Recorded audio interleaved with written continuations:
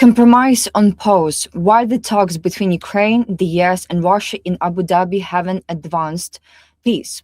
We will talk about this with Jason Smart, American political strategist. Jason, glad to see you, and thank you for joining us. Great to see you as always. Jason, a new round of trilateral talks between Ukraine, the United States, and Russia took place in the United Arab Emirates regarding a possible end to the war. Axios journalist Barak Ravid, citing Ukrainian officials, reported that the talks were conducted in a positive and constructive format. Based on what is known, how would you assess the outcome of these negotiations? Well, I mean, it might have been a nice formal process, but the reality is that Russia at this point does not have a sincere interest in ending the war. I think it's very clear. And as long as Russia is uninterested in ending the war and wishes to continue fighting, we shouldn't expect to see that things get better. Things will not get better. And so the fact is that Russia is going through the motions necessary to not draw the ear of the United States. But at no point is this really going to lead to a solution for the peace process because Russia simply doesn't want peace. Jason, this time Moscow significantly changed the composition of its delegation. Instead of public or ideologically committed figures, the Kremlin sent professional negotiators and military personnel experienced in closed door agreements. Does this suggest that Russia is taking the format maybe more seriously than before and is ready to discuss concrete terms rather than merely simulating the process? Or could the presence of a more qualified delegation not necessarily indicate the willingness to make real concessions? Well, I think that Russia probably changed things up because they have to match the delegation that's coming from Ukraine. The earlier delegations from Russia did not have people with a military background. And so I don't know how they would have negotiated the finer points of what was going on with militaries. It was simply not possible. The Ukraine delegation was far more qualified and prepared. It shows that Ukraine's been taking this seriously the whole time, whereas Russia has not. Political analysts largely agree on the baseline scenario that currently appears most realistic for Ukraine, a cessation of hostilities along the actual front line. The we stand where we stand formula. Is this a rational and necessary compromise for Ukraine under the current negotiations conditions, in your opinion? For Ukraine, that seems realistic. I think the problem is that Russia is ultimately not going to accept that. Russia will always find some justification to reject these talks. This is what Russia always does. If it thinks that it can probably milk a little bit more, that is to say, go to the United States to complain that it's Ukraine holding back the peace talks, if they only did just one more thing, then I'm sure that the United States would pressure Ukraine to do just one more thing. And that's what Russia's hoping for.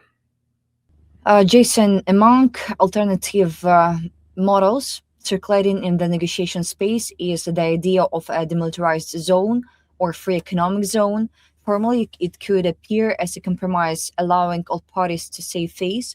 A formally free economic zone implies the withdrawal of troops, but the key question remains who would exercise real administrative control, because territory cannot be no man's land. Yeah, absolutely. It's realistic, I think, that Ukraine would seek this. It's a good idea. It's a smart idea. But we both know the reality is that Russia is not going to cede control of a territory which it considers its. Russia, at this point, the only way that I can imagine it actually conceding something of any sort is going to be only if they plan on buying a little bit of time before they attack again. I can't imagine that Russia right now is seriously contemplating these sorts of modalities and such specific things. I think the basic question, are they interested in a peace deal, can be answered as no, they do not. And so the rest of these very detailed and nuanced things is, I think, very secondary to the primary point. Unfortunately, we're not doing what's necessary to bring Russia to the table, which is Russia historically only comes to the table when it fears that it can lose. And at this point, there are ways to make Russia feel that. Some tomahawks coming down on Russian cities would be one of those things. But what about Tomahawks for now? Because we're waiting for these missiles, but nothing. We're still waiting, and unfortunately, I think we're going to continue waiting. At this point, there seems to be a lack of desire to help Ukraine with technology necessary that would allow it to change the dynamics of this war and to create a paradigm shift, which would take the control for these negotiations out of the hands of Moscow. At this point, Russia is investing no time in this. They're not taking it seriously. We remember the leaked phone calls with senior Russian leadership including with people such as Lavrov, other ones with the foreign ministry.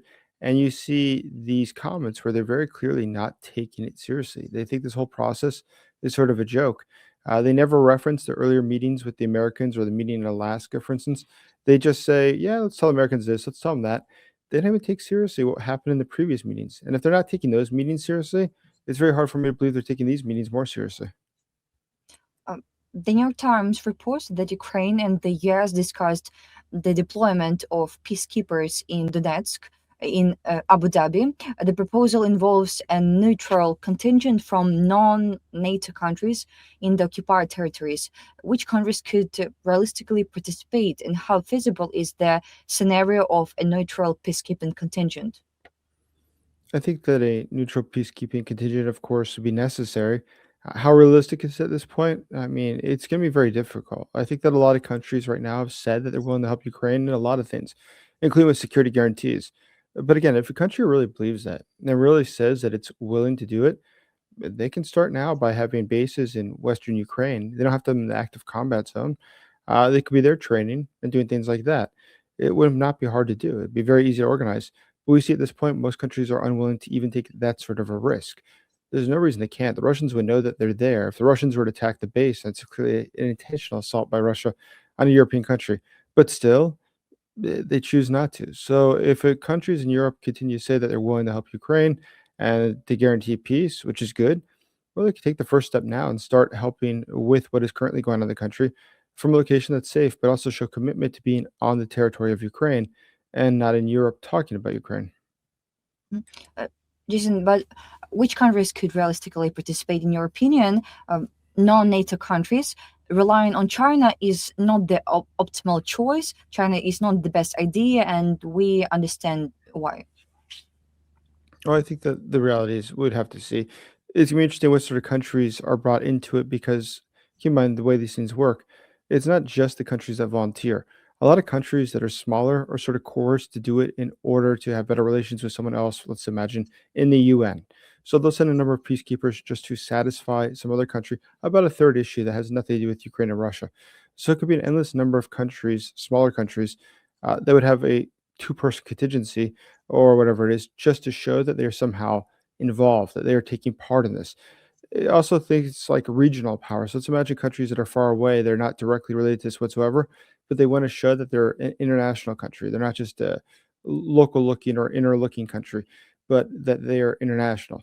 They would have a benefit of participating in this in well as well. So I think we have to just wait and see who ends up in this group. Uh, In other words, the talks did not provide answers to two key issues: the status of Donbass and control over the Zaporizhia nuclear power plant, ZNPP.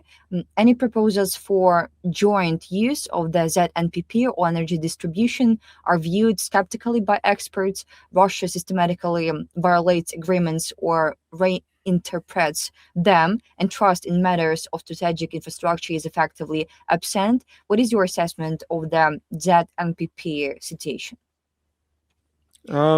Once again, this is going to show the intransigency of Russia, their lack of desire to make a deal. I'm not surprised they don't want to give up control of it. The reality is that it's something that gives them incredible leverage. It's something that's very useful for them to have. And they also know that it's a guarantee for that territory. It'll make it harder for Ukraine to take back the territory if Russia can make the argument that it's necessary that they continue to control the nuclear power plant. Keep in mind how Russia uses nuclear power plants, nuclear weapons. It's always a point of leverage, right? So I think when they look at a nuclear power plant in their eyes, they've got a huge bargaining chip for all things that happen in the future and an argument against giving territory back to Ukraine.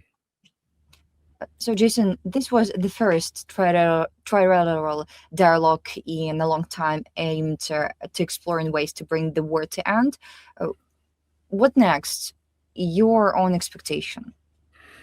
My expectation at this point is that these talks might go on for a little bit longer.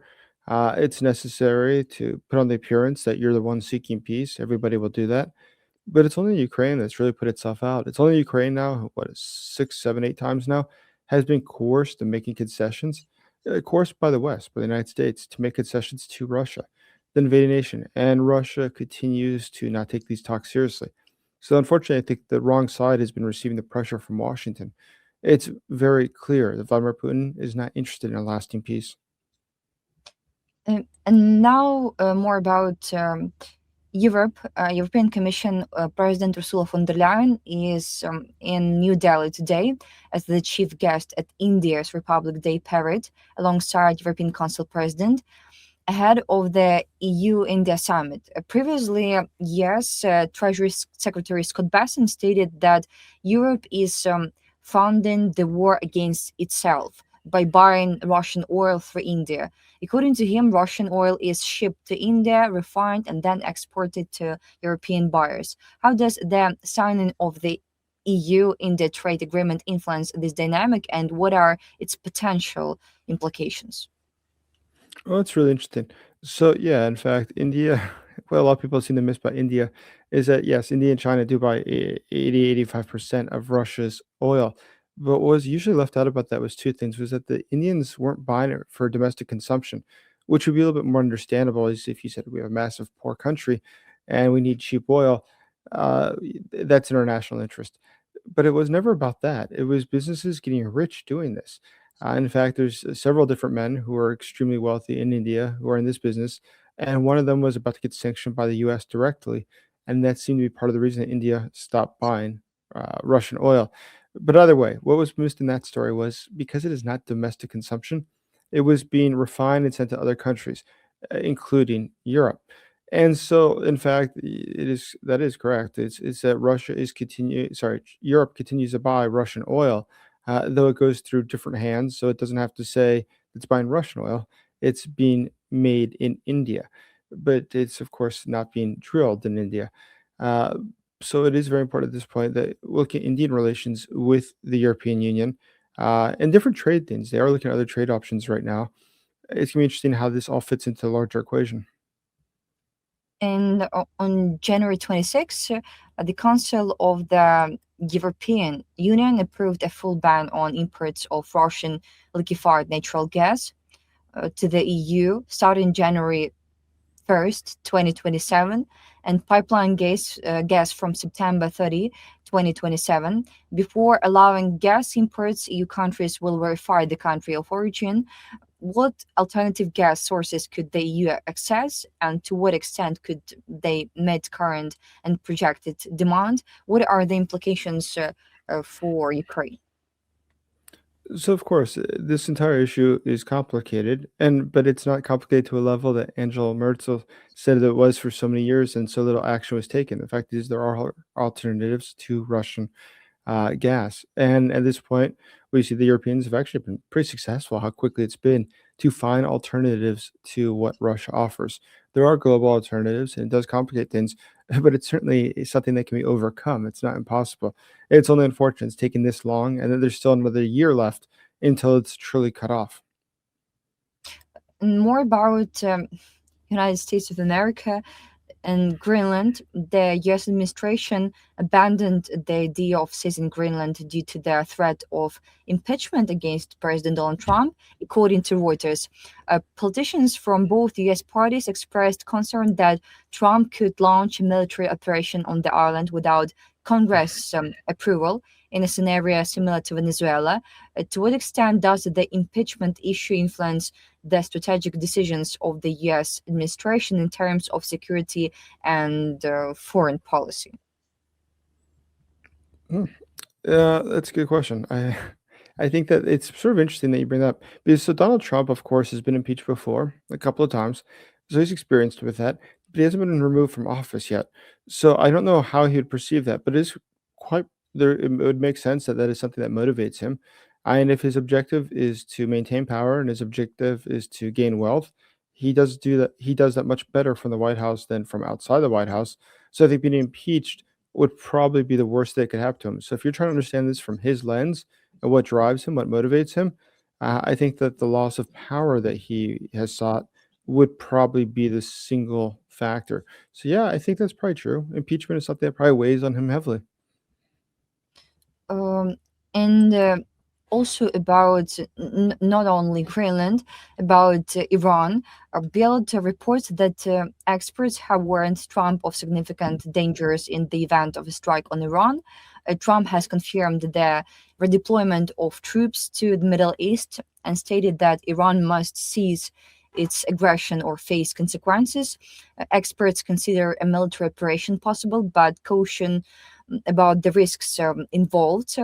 While Trump could quickly carry out his threat, it is more likely to be a limited um, punitive action rather than an attempt at regime change. How credible are Trump's threats, and what factors could influence the speed and scale of any potential operation? Um, so first, yeah, I think that they would probably aim to not have regime change. I think that is something that the administration right now, especially in its very weak point, has a base that's become softer due to recent scandals.